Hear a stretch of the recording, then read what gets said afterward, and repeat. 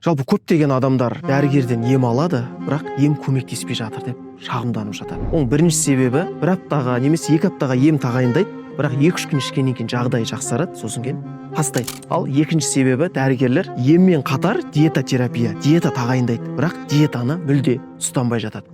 Сосын кейін бастайды. Кім жаман, дәрігер жаман, ем қонбай жатыр деген сөздерді жиі айтады. Негізінде мысал ғана келтірейік, темір тапшылықты анемия кезінде мысалы көптеген адамдарда сүт пен шайдан, кофеден бас тарту қажет болады. Және 3 ай көлемінде ем алады. Не себепті? Өйткені кофе, чай жалпы адам тамақ жеген кезде темірдің сіңірілу процесін тоқтатады. Егер адамда темір қалыпты, мысалы, жай ғана күнделікті тамақтанып жүр, ет тамақтарын жеді, темірді организмге қабылдады.